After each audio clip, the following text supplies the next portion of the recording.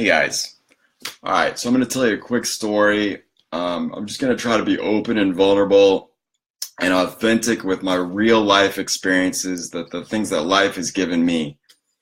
All right, so when I was 10, my mom, my dad, my sister, and I were in Taos, New Mexico. And we were all in my dad's twin engine prop airplane. We took off. It was about 7:30 p.m. and the weather condition was a mixture between snow and rain, and it was about 27 degrees outside. My parents were worried, but the pilot reassured us that everything would be okay. So we went up, we reached about 8,000 feet, and instead of the plane getting higher, it began to descend. And it was actually dropping at a rate of 800 feet per minute. So my dad was screaming at the pilot, "What the hell is going on?" And he didn't know. So we hit the ground, and we landed in mud. So instead of landing in ice or snow, which would have killed us instantly on impact, we landed in mud. We were trapped outside, we were trapped in the plane for 11 hours. The wires were totally all over the place, and the wreckage was everywhere, and it was completely entangling us, trapping us in there.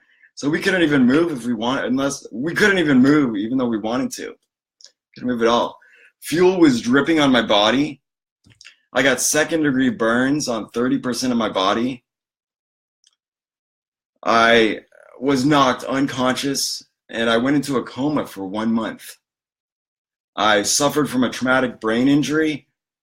I broke my chest, broke my ribs. I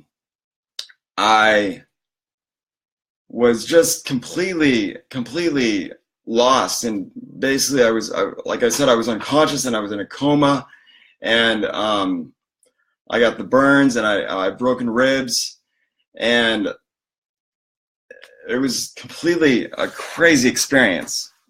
So I kind of lost track. So anyway, I suffered from a traumatic brain injury, as I said, and basically I had to relearn everything. I had to relearn how to walk, how to talk, how to eat, everything. It was crazy. 30 to 40 people were searching for us all throughout the night. The search lasted for about 11 hours. And once they did finally find us, it took 2 hours for them to get us, for us to get out of the plane. It's crazy. The rescuers speculated that due to the mountainous terrain, the emergency locator signals didn't work. My mom and dad kept talking to my sister to help keep her conscious as they were slipping in and out of consciousness. My mom was saying prayers with my sister all night long, and